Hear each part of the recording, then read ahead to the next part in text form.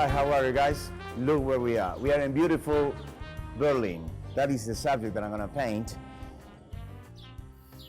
And here we go. I'm gonna do it for you.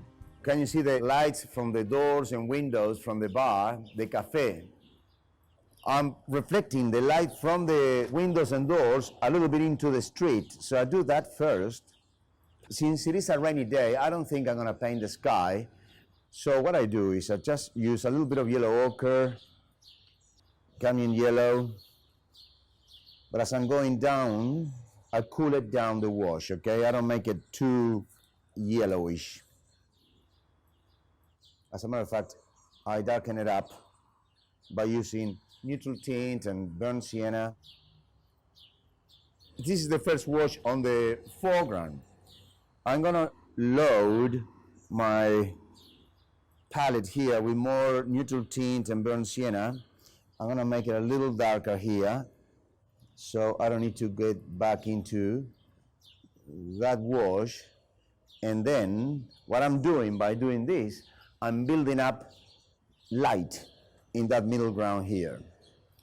While I'm waiting that to get drier, I'm gonna work on the upper section, and I'm isolating that light, meaning the light indoors inside the cafe, for my focal point. I'm tilting my board, so I'm gonna paint on the top now. And I using now plenty of neutral tint and burnt sienna. I'm going actually a little darker than the wash on the building, but then you have to realize that watercolor usually dries much paler than what it looks on the paper.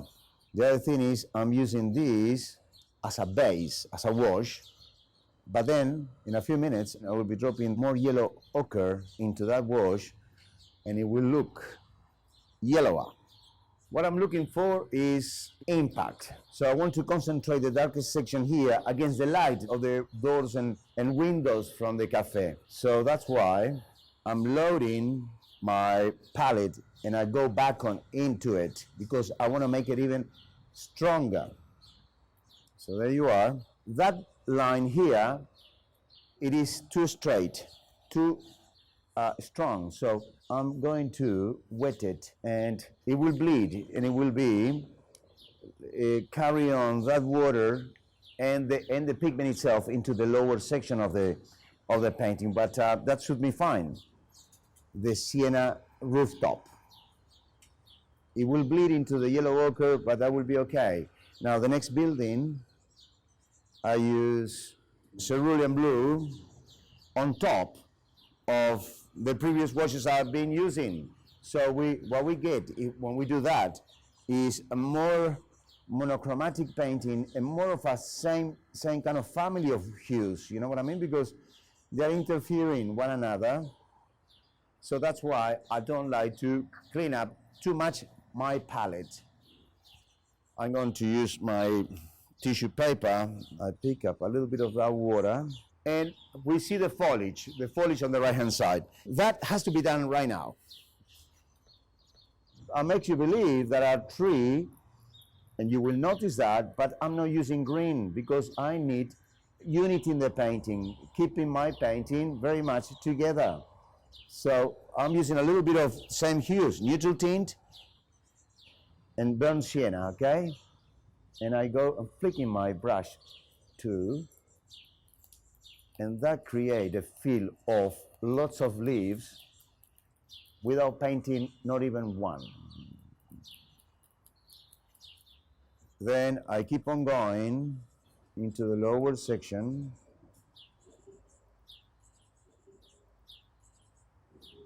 I may need to dry it off or wait until it dries, because what happens is I want some hard edges, because a classic looking watercolor is the one that shows both wet on wet and dry technique. So far everything has been done pretty much wet on wet. I want to isolate my focal point, so I need hard edges. The paper is still wet, so I'm going to dry it off. I'm going to paint now on the focal point.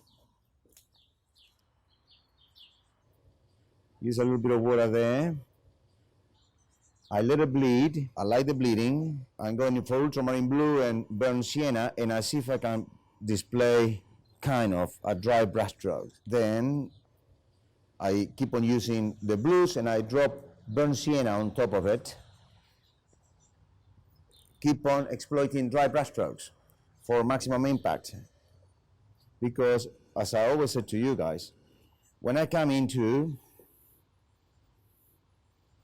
that bottom session, I use more water. I connect it to the right hand side. So in order to maximize the field of light, I need to darken it up, all the sections around it. The other thing is with the back window here, I'm going to pick up pigment as I'm showing you there. I keep on working here. I've got to be careful because what happens is you can only work up to a certain time because the other washes are getting dry. I'm also working on the bottom of the car to also keep on gaining light. I'm going to use the water spray gun again. Now we get a little bit of a car going on. I'm going to put a little bit of red light because that car is going on that bend. It's supposed to go, you know, on the bend and following the shape of the street.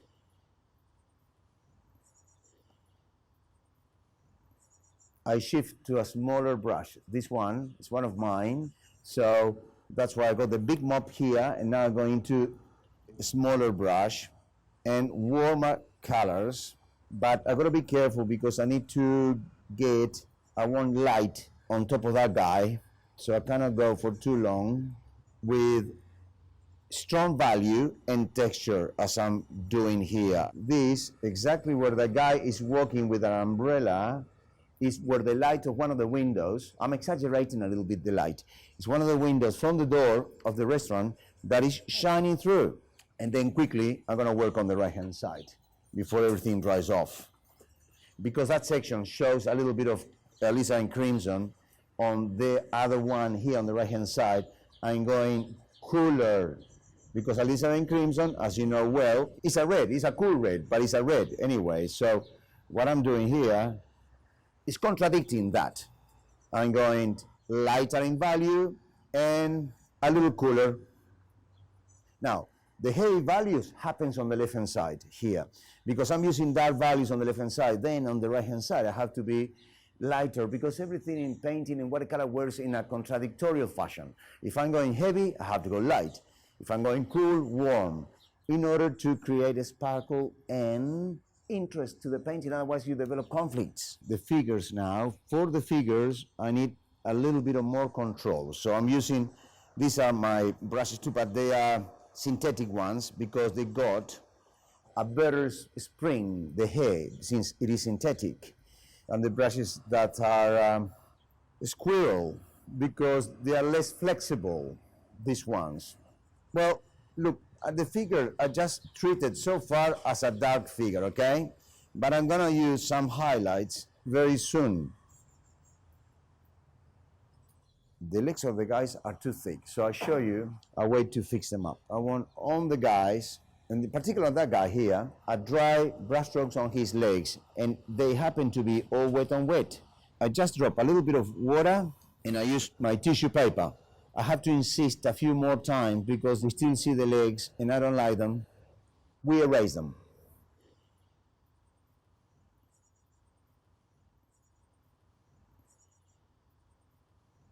Now, can you see hard edges here? Also, they are not that good. We need to wet them. So we avoid then hard edges.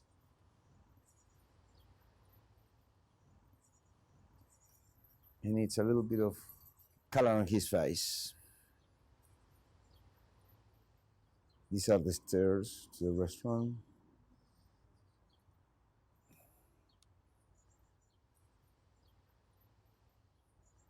The car and the figure himself, they are part of the same focal point actually, so that's why I feel like we need to join them. I want to put a little shirt on him, so I'm going to use a little bit of watery lavender wash, and some of the other guys here I'm going to use more blues and make them a little bigger, just using rough technique. A little bit of highlights on his faces, but I'm using Daniel Smith hues, and especially the reds, that they are so good. And I'm using a little bit of orange that happens to be pyro orange on some of the faces here. For obviously, when you're painting watercolors, because of the fluidity of the wash, and you're working with the moppy brushes, these ones here, they hold lots of liquid. The washes, they tend to run everywhere. I miss highlights. I use titanium white with a hint of yellow ochre in it to regain some highlights. And also, you see the lights of the windows, which I also miss them out. I'm going to use a little bit of cad yellow almost on its own.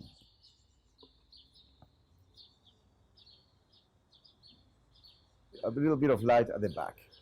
What I'm doing now is using cad yellow in a state of purity on top of a light wash. So I'm actually in a very controversial approach into what the medium dictates. Usually, you know, we paint from light to dark. And that's why whenever I do a demonstration, I'm talking about painting, I always say to people that when I'm referring to watercolor medium and the paint that I'm doing, I never talk to my friends, to students, or people who are actually watching, that I never paint and never communicate to them in absolute terms. When I always talk about watercolors, I'm always referring in generalities. So obviously, we paint from light to dark, which is a much better way of painting. But I never sacrifice the good looks of a wash because of the negative shape. I never do that. I prefer to use, as I'm showing you here, a little bit of white from the tube and willing to regain the highlights that I miss out. So the way the painting is progressing, you can tell that there is a focal point. The focal point is located where the car is, and the guy, you know, supposed to come with an umbrella, but I think that I'll give it a miss to the umbrella of the guy because I want to keep a little bit of light from the window. While this wash is drying off, this one, before it dries off, I'll just drop a little bit of water with pigment like this to break the monotony of that section. I'm gonna work up above. Once that is done, then the painting, it will be finished. I'm going to create a little bit more of a three-dimensional feel to it where the buildings are. So I'm using a little bit of burnt sienna and cobalt. You know, we have to make sure that not too much water going in the brush, but then again, a little bit of pigment that I'm able to spread a stroke on the paper. Burnt sienna and lavender, and not much water in my brush. So I'm exploiting the dry technique and actually gaining lots of depth in this wash that was looking a little bit flat and uninteresting. Now a few more dry brush strokes on the left hand side here. I keep on going, a little darker now, down below here where the doors supposed to be. Going darker, and I'm going precisely right on top of the white umbrellas. So by going like this, we make sure that they stand out even more. Now, it's a very simple and obvious rule of thumbs. You know what I mean? I go darker here, and then the top side of the umbrellas stands out. Now, I'm gonna put the sign of the cafe for a little bit of more impact. But the true sign of the cafe is in black. And I don't think that it will be a suitable color for my painting because even though it's a rainy day, it needs a little bit of excitement.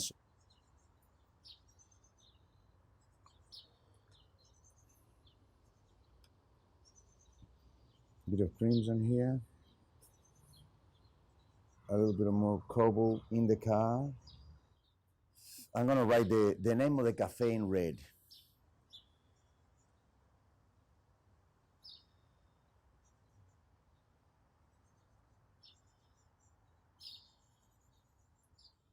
It has my own name.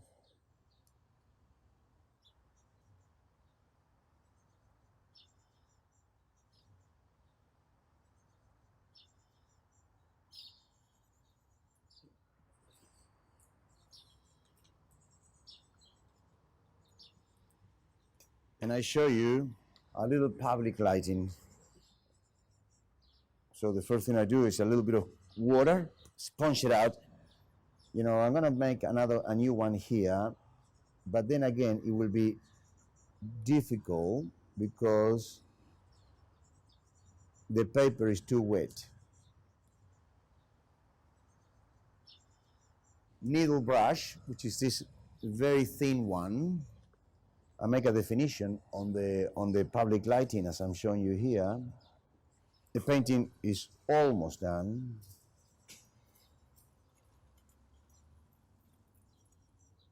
One there, the other one.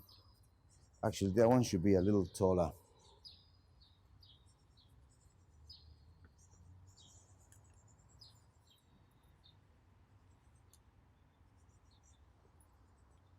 Well, here we are.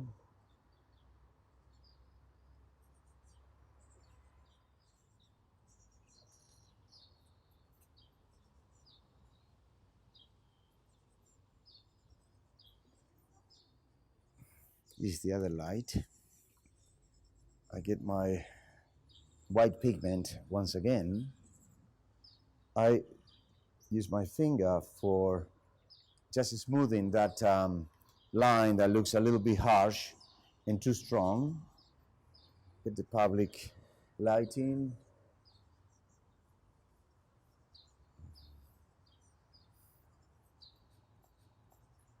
Some more highlights.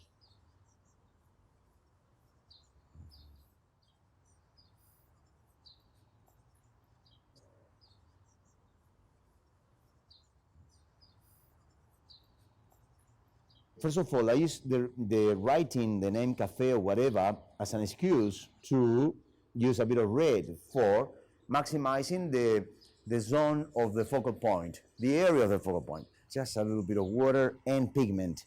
I'm actually using pigments that I have in my palette that they have a degree of opacity to it, like yellow ochre and a little bit of lavender, because they have a degree of opacity, a strong degree of opacity to them. I drop them on that section of the painting that I don't want that section of the painting to take on board too much or be too important. That's why I treat it like this. I'm controlling the moisture and the humidity of the paper because that water is running down here and obviously picking up the pigment that is already drying on the right-hand side.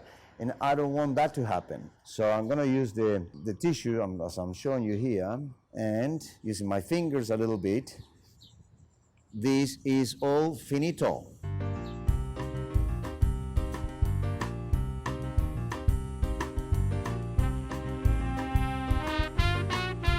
There you are. Dankeschön.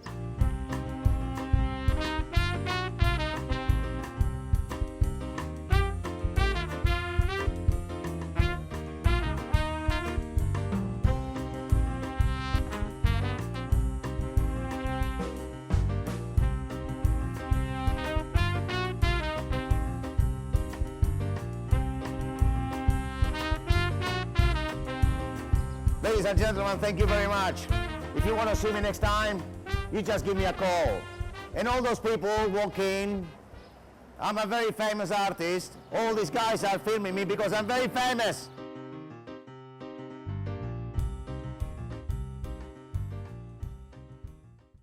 Version of David's painting of St. Paul's. And I like the idea of having a figure in the foreground.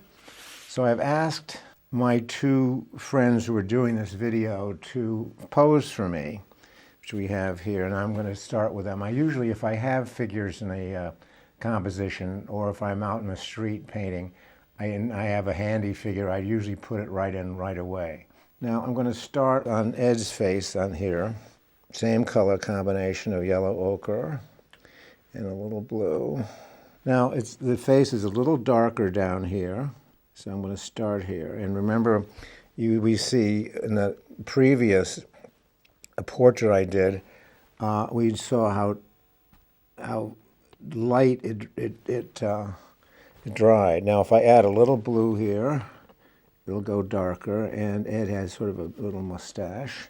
Okay, now I'm going to work that up up and so it's darkest at the base.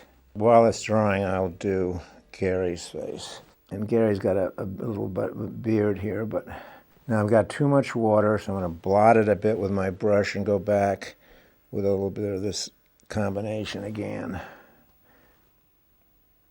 And let's go into the hair here. That's a little bit too heavy duty.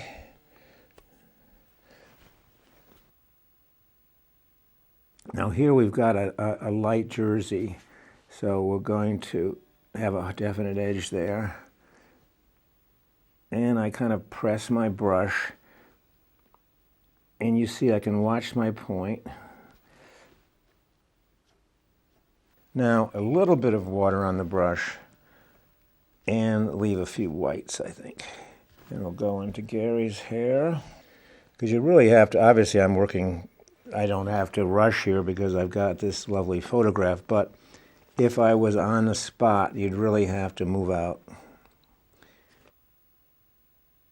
Can you vary your strokes?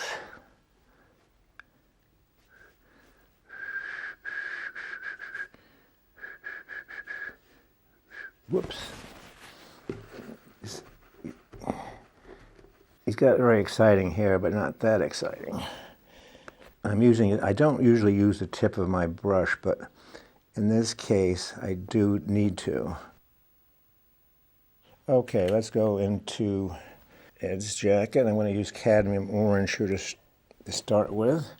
Now, because I am in a rush, I'm going to add a little cadmium red too. I am in a rush, so I'm going to leave a little border for the moment. I'll just see what happens. I don't want the hair to get in there too much.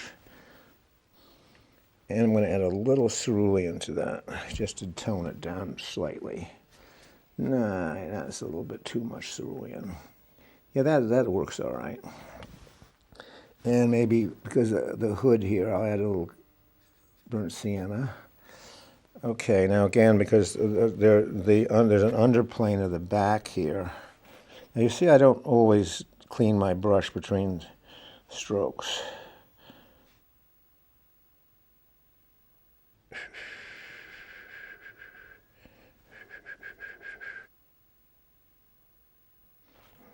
Maybe add a little green in there. Actually, that was blue. And I'm going to lift that shoulder a bit. I'm losing the form in here. That looks a little bit more natural. And I guess I'm going to get a little bit more hair in here. And we've got a little bit of a beard, and so just showing. So.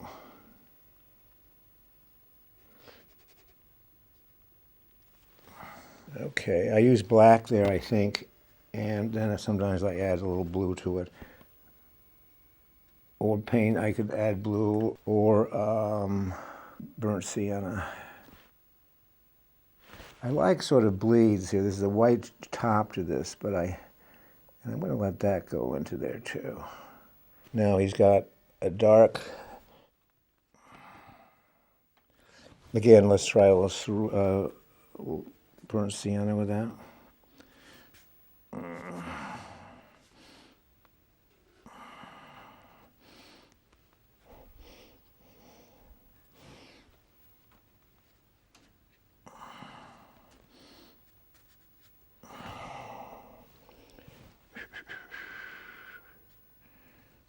Now I should have probably not have left that quite so bleedy, but I can go back and firm it up when this dries.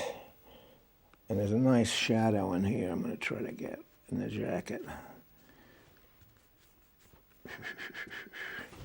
And that's black and maybe some burnt ultramarine blue. And I'm still not, I don't have quite enough value in this hair. I'm going to have a break now while this dries. Okay, now would like to get a little bit more form in Gary's jacket. I just like a little bit of a hard edge there. But not too much. You can see that it still looks pretty good when it's lost here. And let's do a little detail in here. I'm using alizarin crimson here. All right, enough there, enough. Okay, now we're going to go up and start on the cathedral. I'm going back to my little brush and using you'll notice that I use the same colors over and over. I use carmine and one of my earth colors, or meaning one of the, either yellow ochre, raw sienna, or raw umber. That's my basic thing. And again, I'm just going to do a little stop up here. Just a little bit of, I think the top of this cupola is kind of a greenish, probably it's copper that's faded.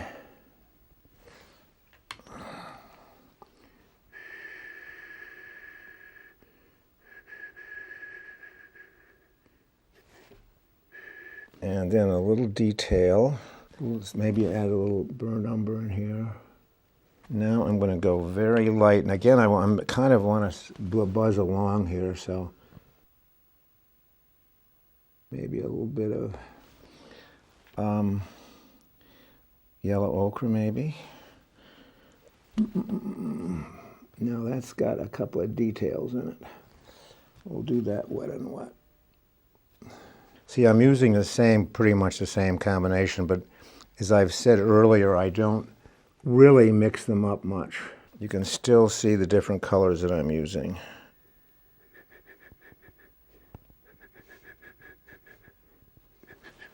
I want to add some sky, but I don't want to get any more bleeding up in here, so I'm going to start at the bottom of the cupola, and I'm going to use some of these same colors I've got out here. And I added a little bit of my carmine. So there you can see a little cerulean, a little carmine. Be careful here, Charles. Now it's sort of I think I'm going to have a kind of a dry brush look here because of it's kind of gets dark down by the base, doesn't it? You got to be careful not going too dark with these little details. It's too busy, isn't it? So if it looks too busy, just lift a bit. It's so easy to get busy looking. Easiest thing in the world. I've got to do some of this detail in here. Now it's okay if you get a little bleed. I'm using quite a lot of paint here, so even if I do get a bleed, it won't be too bad. Now again, I'm using a little bit of the tip, but notice it's really down toward the ferrule. It's not literally at the tip. Okay, now let's pretend there's kind of a little bit of shadow underneath this one. And I like to add a little warmth, so in goes some cadmium orange. I like cadmium orange in my lights to kind of liven things up. I'm just going to put another nice, before I quit, I'm going to just paint down to this section and take a quick break. But a nice color for very light areas like this front of this church would be a little carmine, just a blush of color, and like so. That's, it looks a little bright now, but I hope when it dries it'll be a little more subtle. Actually, I don't have to stop there, do I? Now, let me just go down into here. See, it's a little, now I need to add a little blue in there, just to give it a little bit of change. See, that was wet and wet with cerulean. You wouldn't use anything that's darker than cerulean. I do need a stretch, so I think it's a very good idea. Don't keep plugging away on a painting. You really, it needs time to dry so you can assess your values, and you need to get away from it. If you keep plugging away, you might do something really stupid. Okay, I'm just going to add a little bit of, I just splash a little of that orange in there. I'm going to start getting, wait a minute, I think I better lighten down to a bit here. I want to get this really, as I said in my sketch over here, I wanted to get lighter as I go down, but I still want this suggestion of a blush of color. Okay, let's take a break. I'm comparing what I've just done with my sketch, and I think I made an error. I should have I think I did too much tone in the cupola. And I think if I had done what I did in my sketch and put in my background, I would have been in better shape. So now I'm going to do some negative sky and hope it works. But that is a very important point. You should work on negative, anything that's a darker negative next to a light positive. And so you should always work back and forth between your positives first, and when you have a light positive, that is, that you would immediately, which I should have done, you should go right in with a dark negative, which I'm doing right now. Now, I made a decision to put a tone on this one, and whether that was a good idea or not. It's amazing this, even though what a tone I used was so light, it's amazing that it still takes away maybe from the white paper. Well, it looks like looking all right, I guess. And I kind of push my brush down, and I'm going to go right. This is where I want my contrast up in this section, right there. And I'm just using the cerulean. I think the other thing that's interesting is sometimes you do kind of quickie things in a sketch, and then when you start doing a so-called more important picture, you don't do as well. So when I start feeling like I'm getting kind of too tight, I do what I'm doing now. I splash a little bit and let things happen. This is looking too much like a gray day. Well, actually, it is a gray day, but I think that's fine up there, out to the border maybe, and then soften down in there. Okay, and I think sometimes while I'm at the sky, I'm going to add a little carmine in there.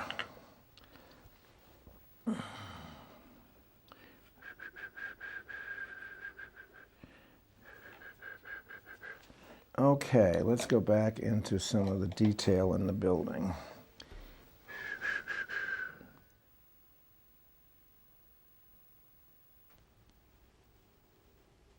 Now I'm hoping to get, if I got a little bit more contrast, it would help here. And I'm just using a cobalt blue. And I'm going to do the same thing up there. Sometimes a little bit of contrast really does help.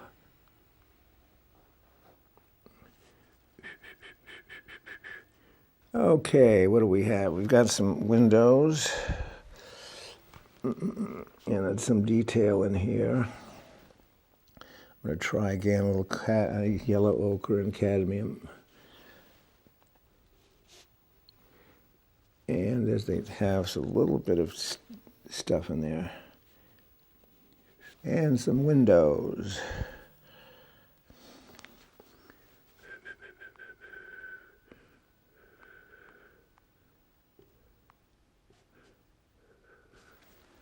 Now when you do the windows, you don't want them to look mechanical, so I'm going to blot some of them and maybe screw them up a little bit.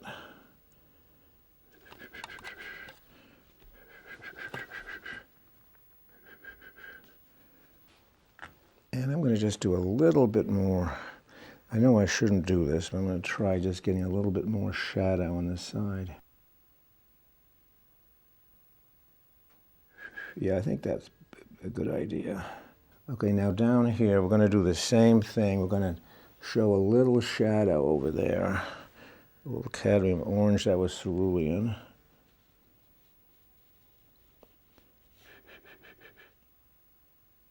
Now we have a banister up here. I better go to a little brush.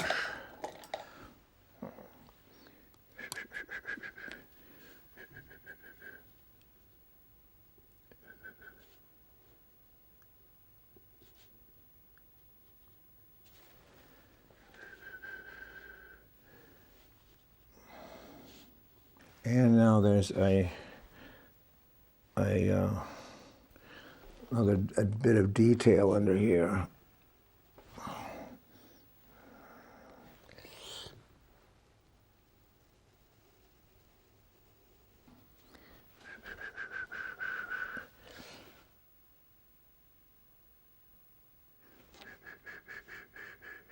Now there's some in front here, on one side, there's sort of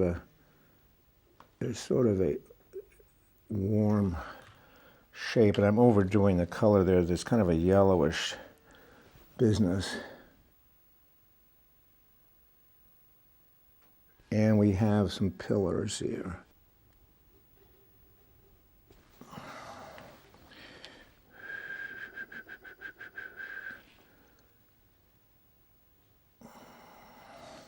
Now we've got these pillars to deal with. I better go to a bigger brush. That's kind of they're kind of blue doors in there.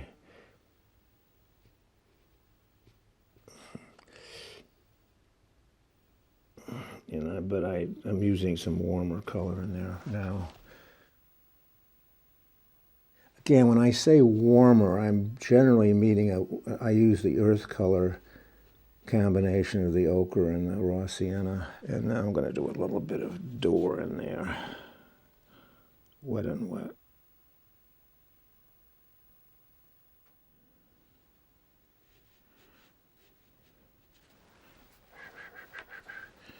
It doesn't work quite well in there.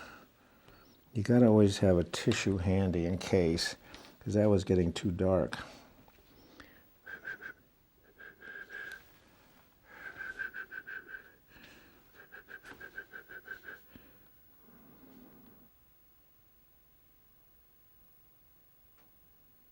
So I want to leave some of them kind of vague.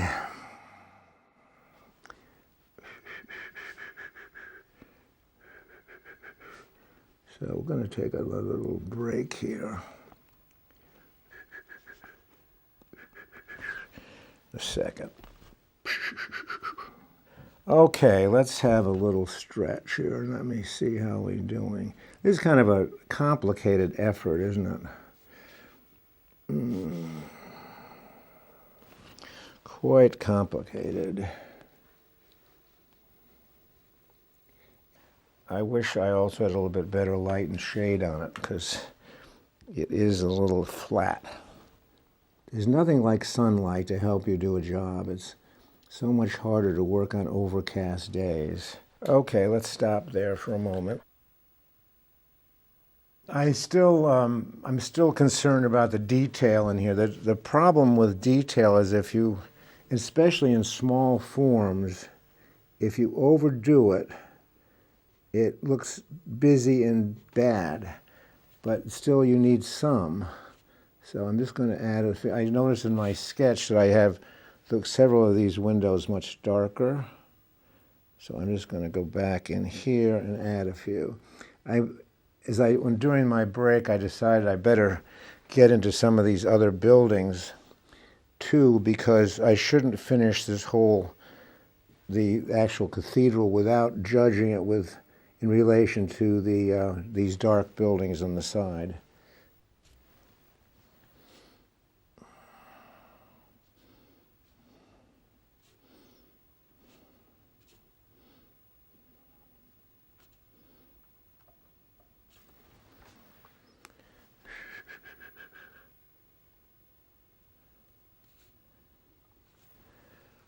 So I'm just using some pure color in there. So okay, now I'm going to go into this building on the left here, and some cobalt blue. And I'm going to mix on the paper here, and I'm going to try to generalize these buildings and not give too much, but I'm going to have them kind of dark up in this case. Pretend there's a chimney there.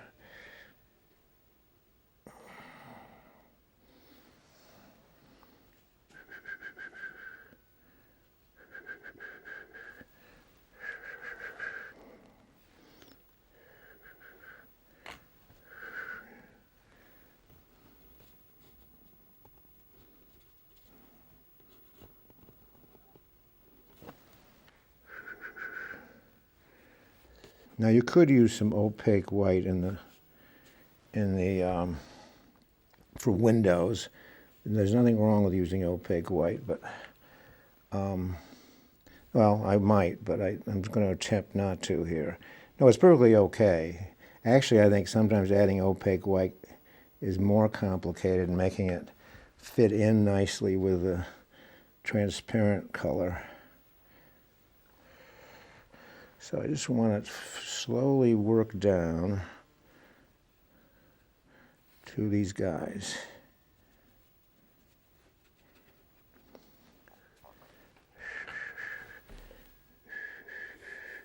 Now I'm going to have to tie these buildings in. So right now I'm going to fade down.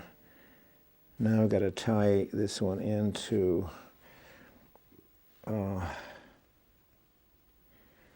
the St. Paul's.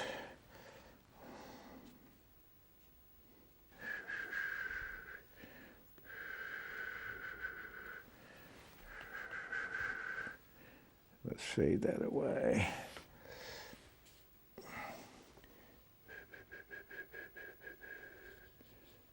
See, when you don't know exactly when you want to stop, you just make sure you don't have any raggedy edges.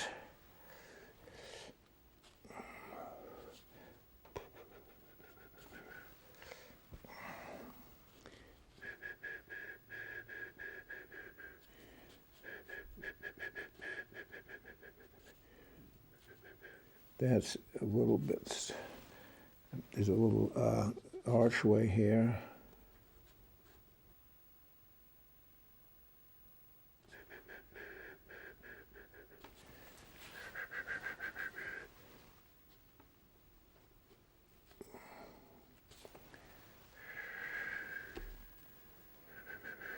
So you see I'm working in other places when I add a new value, I have to maybe add something in other places too. You had to try to keep everything in tune with each other. See, I'm trying to get a connection going between the surrounding buildings and St. Paul's. So that's why there's actually a literal bleed in here.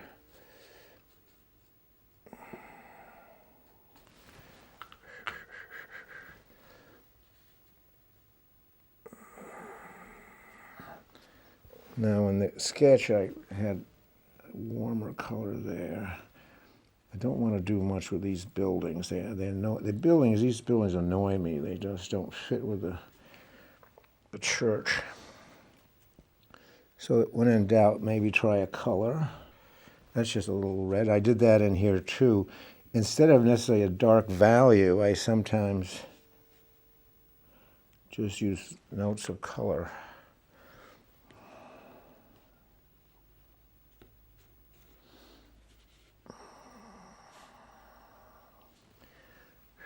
I don't think that's too broken up, isn't it? So.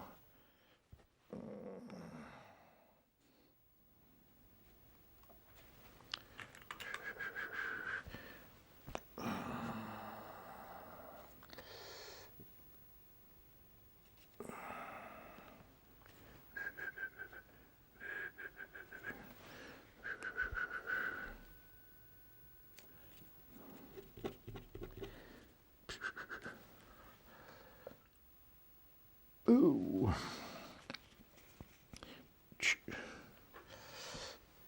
There's a little stuff going on in here. Okay, there's a blue door. It's kind of not really blue, but it's a window here. Sort of blue. And maybe a blue door over there. Just again, dry brush is sort of handy. I'm not really a big dry brush fan, but it does work occasionally nicely.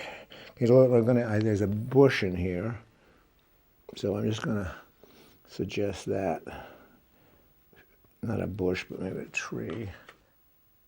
And we're getting down into the base here. And as I said, my original idea, I didn't want this to be very dark in here. That bush isn't working too nicely, is it? When you're painting, you've got to keep your eye constantly on just not only what you're painting, but the things you've recently painted and even other parts of the picture, just to make sure you're always in tune, as I say. Now we're going to have some people in here. People with some bright colors clothes on.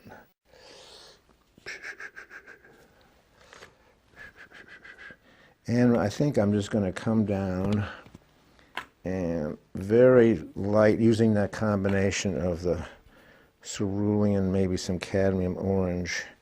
I'm just going to just come across here and start adding some people.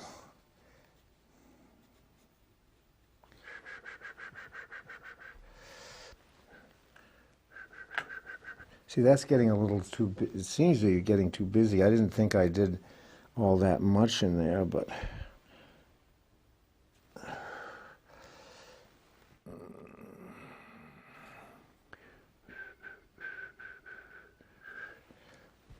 okay, let's add another person in there.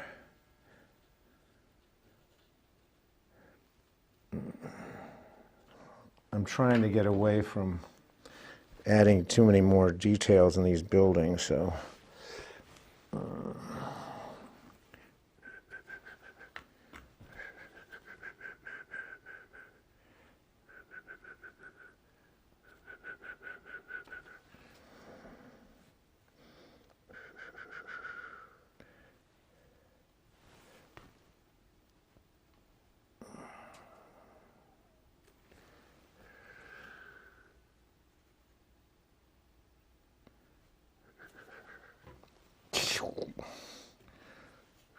that wasn't such a great idea.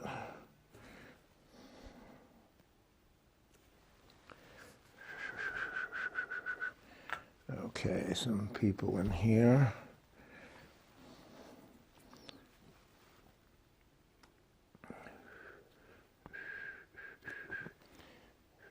Now I'm kind of thinking that this lady has got a dark jacket on, so I'll use that as a negative shape against Gary's shirt.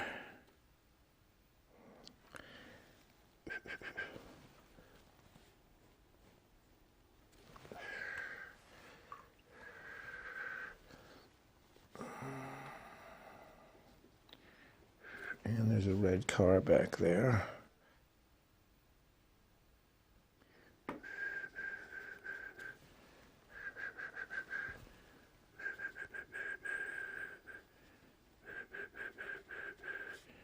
Okay, I think I'm going to have a break now and see what's happening here.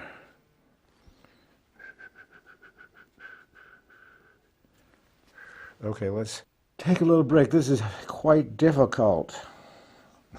Okay, let's have a break. Well, I'm still concerned that I shouldn't have put in a tone on the building, and that's something I never do usually. I always keep, never do usually, but anything that's an off-white, I normally keep white paper, and I thought in my sketch this doesn't look, I think this looks better.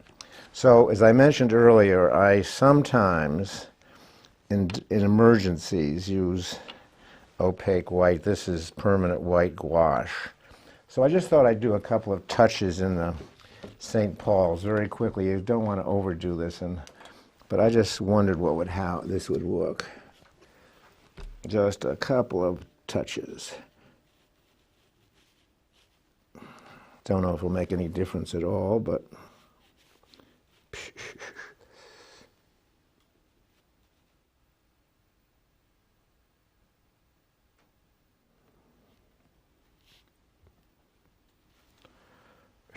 don't overdo it, Charles, because it'll screw us all up.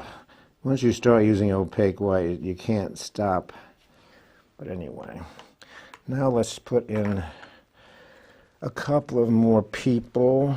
Now, I said originally that I felt David's were a little mechanical, but I can do the same thing if I don't watch myself.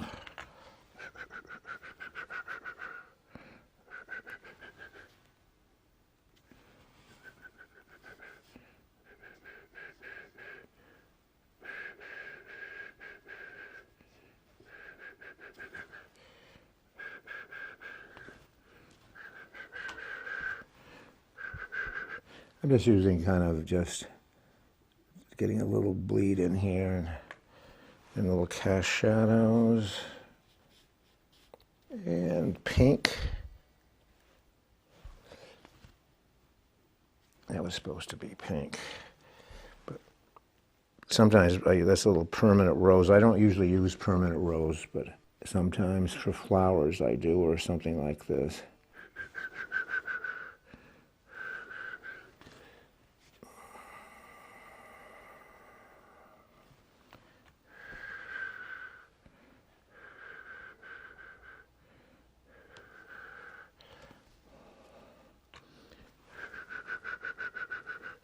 This is just really just spots of color. That's what I'm trying to do.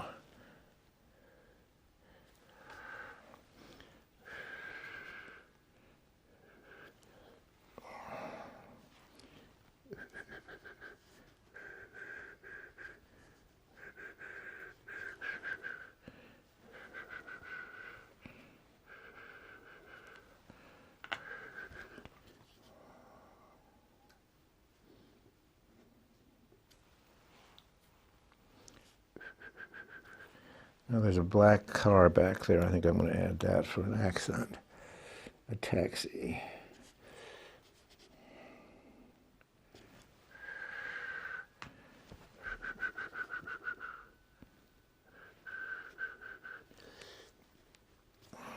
Add a little blue to him.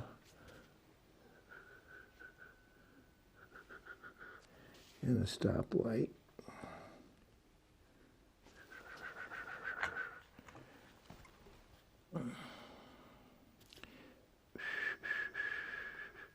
So I'm just trying to connect all this stuff up in here. And a cast shadow. And I'm tempted to put something down here in the foreground, but I don't think I will. I may just have a small shape down here. I did it in this one, I don't know.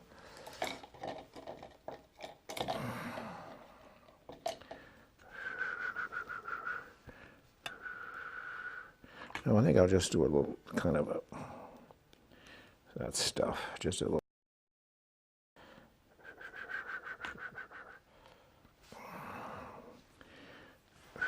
See, when I don't want to actually, when I'm scared to death of overdoing something, I just do a little splashing. Well, that's about the ball game here.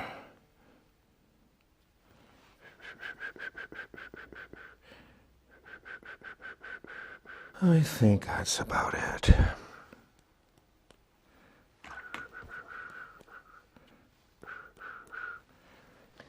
Okay, that's it. I hope you enjoyed that, and I think one of the important things is that I struggle just as much as you do.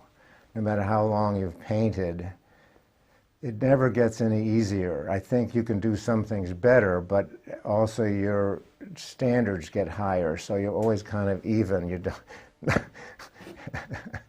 So anyway, I think that is an important part of this tape, that you do see how much I struggle, and that I have the same fight that you do about overworking and not knowing when to stop. So I hope this has been helpful for you. Bye-bye.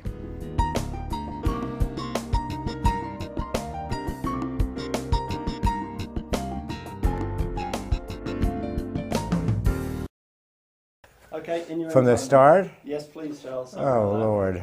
What did I say? I don't know, I wasn't listening. Anyway. No, I've enjoyed doing this video, and the idea for the video came from the original book that I've just finished. And I do a great deal of teaching, and one of the most parts of the teaching day the students enjoy the most are the critiques. And I don't really look forward to them, but I know they're very important, and I try never to crush anybody. I try to be as constructive as possible without hurting feelings, because people's work is it's so personal. So the idea, I think, of a good critique is to be positive and say some good things, and also find a couple of things that could be improved upon. If somebody really wants a tough critique, they put a check by their painting, and then I'm very destructive. At any rate, that was the basis for, or the idea that Teaching Art decided on, and having me come over here into Britain to do a video. And it's really been a very, very pleasant experience. I've worked with two great guys who have made me feel very relaxed and comfortable. And it is odd working in this little room, and but I've done this before. Anyway, we weren't able to choose a lot of the student work that was sent in, and we only had a place for a few, and I'm very regretful of that, because there were so many worthy pieces that could have been included or should have been included, but we just didn't have the space on the DVD. So for those of you who didn't get on, I'm very sorry. And for those of you who are on, I hope you enjoyed what I've said and find it instructive. So that, I think, is it, and thank you very much, and again, I hope you've enjoyed this video. And goodbye. Do you like to paint? Want to improve your painting? Exhibit or sell your work? Find a teacher or students to teach? Or just get some inspiration? Well, the SAA, the Society for All Artists, exists to inform, encourage and inspire all who love to paint, whatever their ability. If you're a beginner, an amateur or professional, the SAA can help you. Anyone can join to enjoy the full-colour newsletter 6 times a year. Savings on over 5,000 items, including books, videos and art materials. Insurance for paintings, events and exhibitions. And making friends with like-minded people. To find out, call 01949 844 050.